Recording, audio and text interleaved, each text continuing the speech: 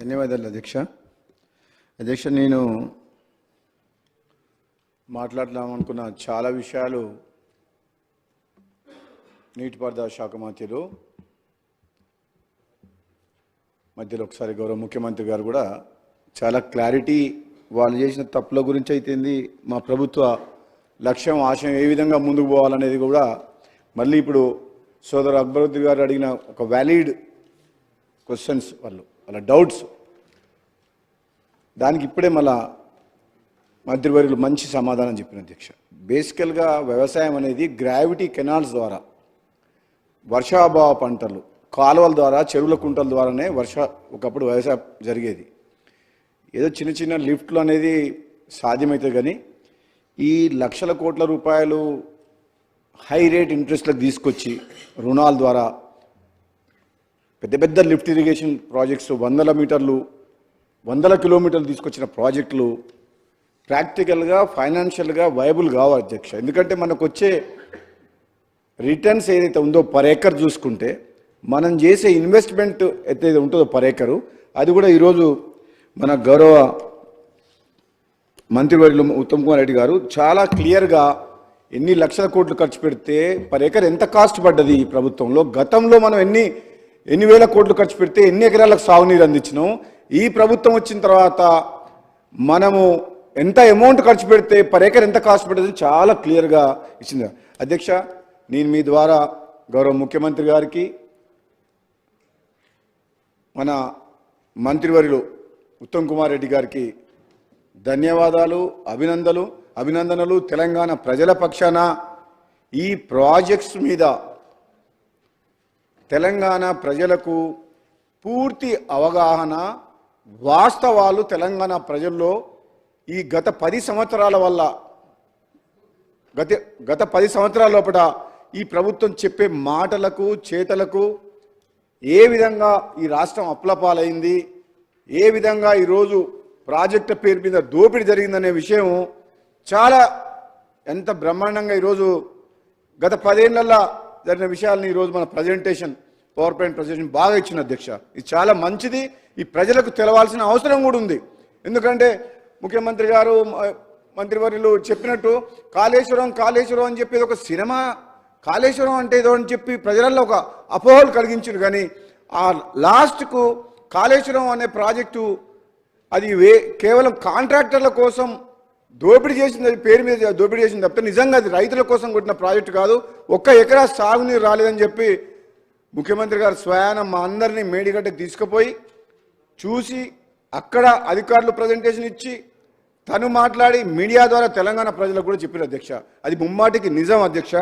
కానీ ఇప్పుడు కూడా కనీసం వాళ్ళు చేసిన తప్పులు ఈ ప్రభుత్వం ఆల్రెడీ మన ఉత్తమ్ కుమార్ రెడ్డి గారు గత ఈ సమావేశంలో క్లారిటీ ఇచ్చిన అధ్యక్ష. బడ్జెట్లో నియరింగ్ కంప్లీషన్ ఏదైతే డబ్బులు ఖర్చు పెడితే మేము వెంటనే దాని రిజల్ట్స్ వచ్చి రైతులకు లాభం చేకూరుతుందో, పంట నీళ్ళు ఇస్తామో వాటి మీదనే ఖర్చు పెడతాము, మిగతా వాటిని ఒక ప్రణాళికబద్ధంగా ముందుకు తీసుకుపోయి మిగతా ప్రాజెక్టులు కూడా కంప్లీట్ చేస్తామని చెప్పి ఏదైతే ఆలోచన చేసిండ్రో అది చాలా మంచి ఆలోచన అధ్యక్ష.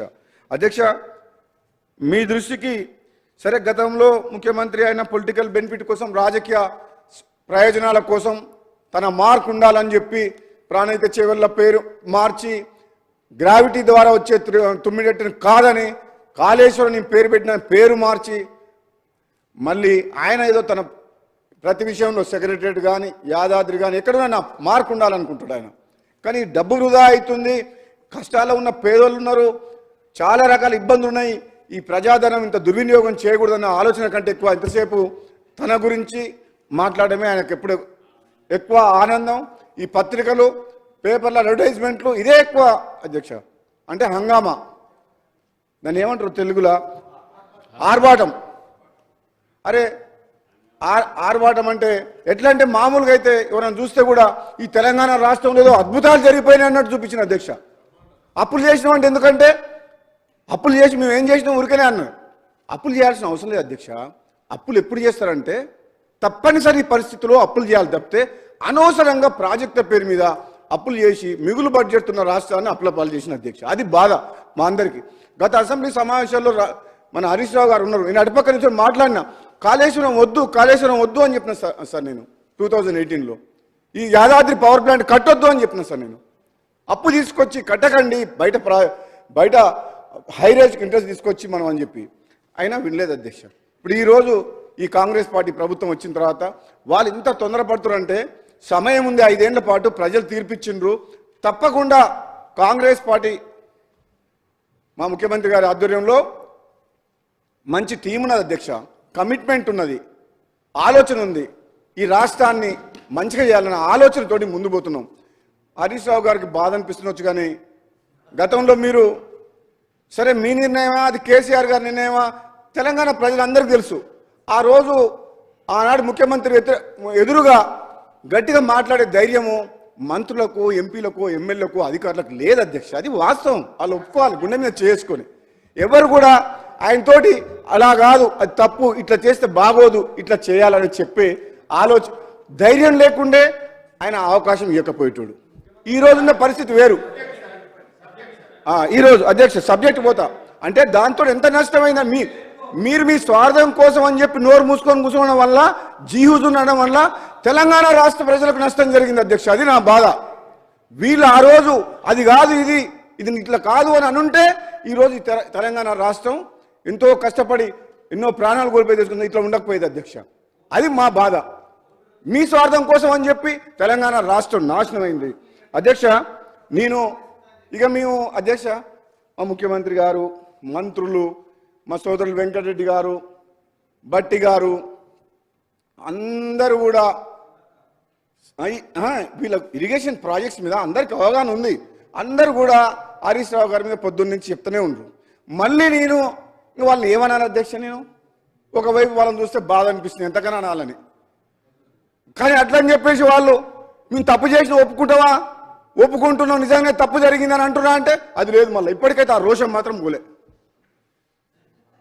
చేసిన తప్పులు చాలమని ఇంకా ఉల్టా మమ్మల్నే బదనామం చేస్తామని చెప్పేసి ఏదో ప్రయత్నం చేస్తారు. కానీ చాలా క్లారిటీగా ఉన్నాం అధ్యక్ష. కాంగ్రెస్ పార్టీ ఈరోజు గౌరవ ముఖ్యమంత్రి గారి నాయకత్వంలో ఎంతో క్లారిటీతో పనిచేస్తుంది.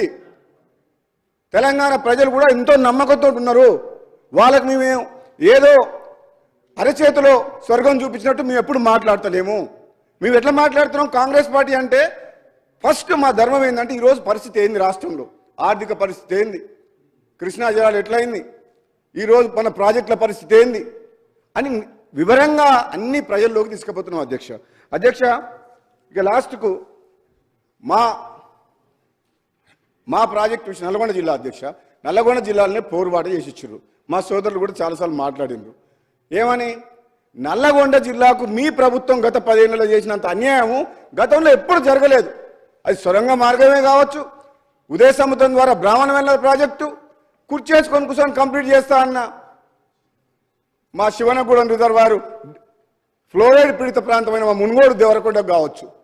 ఏమైంది అధ్యక్ష, 2015లో కొబ్బరికాయ కొట్టేసి కంప్లీట్ చేపిస్తాను. ఆ కుర్చీ డైలాగ్ ఎక్కడ పోయినా కుర్చీ వేసుకొని కూర్చుంటా అన్నాడు. మరి ఇప్పుడు కుర్చీ లేదు, లాస్ట్కి ఇప్పుడు వీల్ చైర్లో కూర్చొని ఉన్నాడు. ఆ కుర్చీ పోయింది. ఎంతమందిని కుర్చీ ఎక్కడవో కుర్చీ వేసుకొని కూర్చుంటా అంటే పబ్లిక్ ఏమనుకున్నారంటే నిజంగానే కుర్చీ వేసుకొని కూర్చొని కంప్లీట్ చేస్తారని చెప్పి పబ్లిక్ నమ్మిండ్రు. కానీ కుర్చీ లేదు, టేబుల్ లేదు, బెంచ్ లేదు, ఏమి లేదు అధ్యక్ష. ఒక్క పని కూడా కాలేదు. మీకు ఒక్క విషయం చెప్తా అధ్యక్ష, ఎక్కువ సమయం తీసుకో నేను అధ్యక్ష. మేము గతంలో నల్లగొండ జిల్లా SLBC సొరంగ మార్గం ద్వారా మా AMRP నల్గొండ జిల్లా రైతాంగానికి నేను రాకముందుకే పుట్టంగండి లిఫ్ట్ ఇరిగేషన్ స్కీమ్ అని నాగార్జున సార్ ఫోర్త్ షోర్ నుంచి తీసుకొని first lift irrigation scheme south east ఏషియాలో స్టార్ట్ చేసినాం అధ్యక్ష. సక్సెస్ఫుల్గా రన్ అయింది. సరే అది అప్పుడు ఎట్లా సక్సెస్ అవుతుందో లిఫ్ట్ ఇరిగేషన్ ఫస్ట్ అని చెప్పి సొరంగ మార్గం 2005లోనే వైఎస్ రాజశేఖర రెడ్డి గారు అప్పుడు సొరంగ మార్గం ద్వారా వాటర్ తీసుకురావాలని చెప్పి శ్రీశైలం ఫోర్త్ షోర్ నుంచి అని చెప్పి డిసైడ్ చేసి టెండర్లు కూడా పిలిచిండు. ఆ తర్వాత కొన్ని రోజుల తర్వాత లిఫ్ట్ సక్సెస్ అయిన తర్వాత ఏం డిసైడ్ చేసిందంటే మా జానారెడ్డి గారు అప్పటి నాయకులు, సీనియర్ నాయకులు, జిల్లా నాయకులు ఇట్లా ఈ లిఫ్ట్ ఇరిగేషన్ బాగా పనిచేస్తుంది కదా, ఈ సొరంగం ద్వారా వచ్చే వాటర్ని 2 లిఫ్ట్ల ద్వారా 2 స్టేజెస్లో డిండికి తీసుకుపోయి ఈ ఫ్లోరైడ్ ఎఫెక్టెడ్ ఏరియా అయిన దేవరకొండకు మునుగోడు నియోజకవర్గానికి 4 లక్షల ఎకరాలకు సాగునీరు ఇవ్వాలని అప్పుడు డిసైడ్ చేసింది అధ్యక్ష. ఆ తర్వాత పరిణామంలో మళ్ళీ ఎప్పుడైతే మన టిఆర్ఎస్ ప్రభుత్వం వచ్చిందో పాలమూరు రంగారెడ్డికి 60 రోజులలో రోజు 2 టీఎంసీలు 120 టీఎంసీ వాటర్ తీసుకొని దాంట్లోకి వెళ్ళి 0.5 టీఎంసీ అంటే 30 టీఎంసీ 60 రోజులలో డిండి లిఫ్ట్ ఇరిగేషన్కి ఇస్తాం. ఈ మునుగోడు దేవరకొండ నియోజకవర్గం బ్యాక్వర్డ్ ఉంది, ఫ్లోరైడ్ ఎఫెక్టెడ్ ఏరియా అని చెప్పి డిసైడ్ చేసిండు. బాధ ఏంటంటే అధ్యక్ష, లాస్ట్కు మీకు 2 నిమిషాలు బాధ ఏంటంటే మన హరీష్ రావు గారు ఏం చేసినా నాకు తెలియదు, కానీ ఆ కాళేశ్వరం మీద చూపించిన శ్రద్ధ మరి మా ప్రాంతం మీద ఎందుకో వివక్ష నాకు అర్థం కాలేదు. మరి అప్పుడు చాలామంది టీఆర్ఎస్ ఎమ్మెల్యేలు బ్రహ్మాండంగా గెలిచిండ్రు, కానీ ఇక్కడ మాత్రం ఏ ఒక్క ప్రాజెక్టు మీద కేవలం మూసీ ప్రాజెక్టు మీద ఒక 300 కోట్లు ఖర్చు పెడితే ఒక 5 నియోజకవర్గాలకు లక్షల ఎకరాలకు సాగునీరు వచ్చేది. అది వేస్ట్గా పోతుంది, అది మంచినీళ్ళు కూడా కావు. ఒక 300 కోట్లు అది కూడా ఇవ్వలేదు.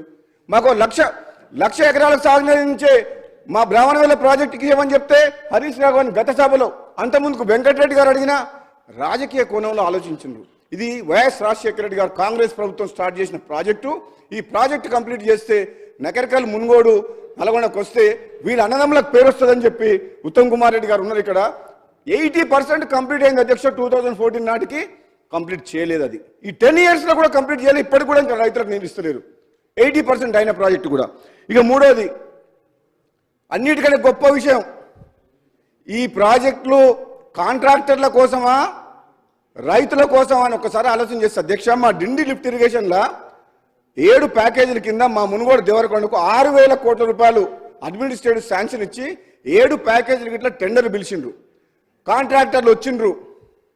జనరల్గా టెండర్ పిలిచి అగ్రిమెంట్ అయ్యే లోపల 90% ల్యాండ్ ఎక్విజిషన్ అయ్యి ఉంటే R&R కంప్లీట్ చేసి ఉంటే కాంట్రాక్టర్లు పని చేసుకోగలుగుతారు.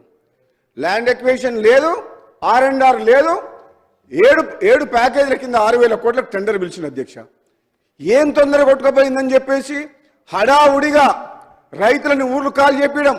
2013లో పార్లమెంట్లో తెచ్చిన యాక్ట్ కాదని, ల్యాండ్ ఎక్విజిషన్ కాదని జీవో నెంబర్ 123 తీసుకొచ్చి 30 లక్షల రూపాయలకి ఎకరం ఉన్న భూమిని 4 లక్షలకు 5 లక్షలకు రైతుల దగ్గర గుంజుకున్న అధ్యక్ష. పోలీసులను పెట్టి కాంట్రాక్టర్ల కోసం అని చెప్పి రిజర్వాయర్లు కంప్లీట్ చేసిండ్రు. రిజర్వాయర్లు పని నడిపించిండ్రు. ఒక 7-8 ఊర్లు మా శివనగూడెం రిజర్వాయర్ కింద, మా కృష్ణరాంపేట కింద పోని వీళ్ళు త్యాగం చేస్తే, వీళ్ళు కష్టపడితే, వీళ్ళు ఊళ్ళో వదిలిపెట్టి భూములు వదిలిపెట్టి పోతే ఎమ్మటే ప్రాజెక్టులకు నీళ్ళు వచ్చి రైతులకు న్యాయం జరుగుతుందంటే నిజంగా చేసిన పని అధ్యక్ష. ఆ రిజర్వాయర్లకు వాటరు వచ్చేటందుకు హెడ్ వర్క్స్ పాలమూరు రంగారెడ్డి నుంచి, నార్లాపూర్ మెయిన్ సోర్స్ అక్కడి నుంచి తీసుకురావాలన్నా, దాని నెక్స్ట్ రిజర్వాయర్ ఏదుల, దాని తర్వాత వట్టెం, ఈ 3 దగ్గరికి వెళ్ళి తీసుకురావచ్చు. మరి 3 ఆల్టర్నేట్లు ఉన్నప్పుడు ఎక్కడికి వెళ్ళి హెడ్ వర్క్ తీసుకురావాలి వాటర్ అనేది డిసైడ్ చేయలేదు. అక్కడి నుంచి టెండర్లు పిలిచి ఆ హెడ్ వర్క్స్కు టెండర్లు పిలవలే, మొదలు పెట్టలే. కానీ ఇక్కడ మాత్రం రిజర్వాయర్లు కంప్లీట్ చేసిండ్రు. కాంట్రాక్టర్ల మీద ఒక 4,000 కోట్లు ఖర్చు పెట్టారు ఇప్పటి వరకు అధ్యక్ష. పైసలు ఇంట్రెస్ట్లో తీసుకొచ్చి ఆ ప్రాజెక్టులు కట్టి జనమంతా రోడ్ల మీదకి వచ్చిండ్రు. పోనీ వాళ్ళకు నీళ్ళు లేవు, ప్రాజెక్టులు హెడ్ వర్క్స్ కంప్లీట్ కాలేదు. ఈరోజు నేను బాధతోటి ఆవేదనతో అధ్యక్ష, ఇటువంటి తప్పులు చాలా చేసిండ్రు. పాలమూరు రంగారెడ్డిలో కానీ మల్లన్న సాగర్లో కానీ, అసలు మల్లన్న సాగర్ 50 టీఎంసీలు అవసరం లేదు అధ్యక్ష. కొండపోచమ్మ 15 టీఎంసీ అవసరం లేదు అధ్యక్ష. 3 టీఎంసీ ఉన్నది కొండపోచమ్మని. ఒక రింగ్ బండ్ కట్టి 15 టీఎంసీ ఒక గంగాలం లాగా తయారు చేసి అది కట్టిండ్రు. అక్కడి నుంచి ఆయన ఫామ్ హౌస్లకు డైరెక్ట్ కాలువ. కొండపోచమ్మ యాక్చువల్గా మా టెక్నికల్గా చెప్పాలంటే అది సేఫ్టీ కాదు. ఆన్ గ్రౌండ్ ఎటువంటి కొండలు లేకుండా 50 టీఎంసీ 28 కిలోమీటర్స్ రింగ్ బండ్ లాగా బండ్ ఫామ్ చేసిండ్రు. అది సేఫ్టీ కాదు. ఇవన్నీ విషయాలు తెలిసే చేసిండ్రు అధ్యక్ష. నేను మీ ద్వారా మా మంత్రి గారిని, ముఖ్యమంత్రి గారిని, ఈరోజు తెలంగాణ రాష్ట్రంలో కాంగ్రెస్ పార్టీ వచ్చిన తర్వాత ఉత్తర తెలంగాణ, దక్షిణ తెలంగాణ, ఇది గజ్వేల, సిరిసిల్ల, సిద్దిపేటన అనే వివక్ష లేకుండా తెలంగాణ రాష్ట్రం మొత్తాన్ని అభివృద్ధి చేసుకోవాల్సిన బాధ్యత మన మీద ఉన్నది. కాబట్టి మన ప్రభుత్వం మీద ముఖ్యమంత్రి గారిని, మంత్రి గారిని కూడా అధ్యక్ష నేను మీ ద్వారా ఇస్తున్నా. ఎందుకంటే ఈరోజు ప్రజెంటేషన్లో మాట్లాడినప్పుడు జిల్లా మంత్రి అయినా సరే, మా జిల్లా మంత్రి ఉత్తమ్ కుమార్ రెడ్డి గారు ఎట్లా మర్చిపోయారు, మమ్మల్ని మర్చిపోయారు. SLBC పెట్టిండ్రు, అన్ని పెట్టిండ్రు, కానీ మా డిండి మునుగోడు దేవరకొండ మన బాలనాయక్ గారు ఉన్నారు అధ్యక్ష. అక్కడ మొత్తం కంప్లీట్ ప్రపంచంలోనే హైయెస్ట్ ఫ్లోరైడ్ మునుగోడు నియోజకవర్గం. సాగునీరు తాగునీరు విషయంలో చాలా ప్రయారిటీ ఇవ్వాల్సిన కాన్స్టిట్యున్సీ. ఈ 2 నియోజకవర్గాల్లో ఫ్లోరైడ్ ఉంది, ఎక్కువ ఎఫెక్టెడ్ ఏరియా, బాగా కరువు కూడా ఉంది. కాబట్టి ఆ ప్రాజెక్ట్స్ ఆల్రెడీ వాళ్ళు వదిలేసిన గాలికి. ఆ హెడ్ వర్క్స్ ఏదుల నుంచి అయితేనే కరెక్ట్ అనేది నేను కూడా గత 5 సంవత్సరాలుగా రీసెర్చ్ చేసిన, అధికారులతో ఇంజనీర్లతో రివ్యూ చేసిన ఎమ్మెల్యేగా ఉన్నప్పుడు. గతంలో నేను శాసనసభ్యునిగా ఉన్నప్పుడు చాలాసార్లు మాట్లాడినా వాళ్ళు పట్టించుకోలేదు, కనీసం డిసైడ్ చేయలేదు, టెండర్లు పిలవలే. కనీసం ఇప్పుడన్నా కాంగ్రెస్ పార్టీ ప్రభుత్వం వచ్చింది కాబట్టి మీ ద్వారా ముఖ్యమంత్రి గారిని, మరి గౌరవ నీటిపారుదల శాఖ మంత్రి ఉత్తమ్ కుమార్ రెడ్డి గారిని కూడా వేడుకొని ఈ రిప్రజెంటేషన్ ఇచ్చి అధ్యక్ష ఒక్క నిమిషం అయిపోయిన తర్వాత ఏం లేదు అధ్యక్ష, ఒక 1890 ఒక 2000 crores ఆ హెడ్ వర్క్స్ దగ్గర ఏదో నుంచి ఒక టన్నలు 16 kilometers కెనాల్ తీసుకొచ్చి అక్కడ ఉలపరకాడ నీళ్ళు వేస్తే, వాగులు వేస్తే అధ్యక్ష ఈ 7 ప్యాకేజీలు కంప్లీట్ అయిపోతాయి అధ్యక్ష. ఆన్గోయింగ్ వర్క్స్ ఆల్మోస్ట్ ఇప్పుడు ల్యాండ్ ఎక్స్ప్లోరేషన్ ఇప్పుడు అయింది. అది నా మునుగోడు ఉప ఎన్నిక పుణ్యమా అంట, అప్పుడు R&R పేమెంట్ అయింది. ఆ హరీష్ రావు గారే వచ్చి అప్పుడు ఎట్లనే సరే ఓడగొట్టాలి ఓటు, అప్పటిదాకా రైతులు ఎంత మొత్తుకున్న పోలీసులను పెట్టి చేయించిన గవర్నమెంట్ ఆ ఉప ఎన్నిక రాగానే మొత్తం టకా టకా టకా టకా డబ్బులు మొత్తం ఇచ్చేసింది అధ్యక్ష. మా మంత్రి గారు నవ్వుతురు జగదీశ్వర్ రెడ్డి గారు, ఆయనే ఊర్లలోకి పోయిండు, అన్ని పైసలు R&R ల్యాండ్ అక్విజిషన్ పేమెంట్ ఒక్క రోజులో టకా టకా టకా అకౌంట్లో పడిపోయినా అధ్యక్ష.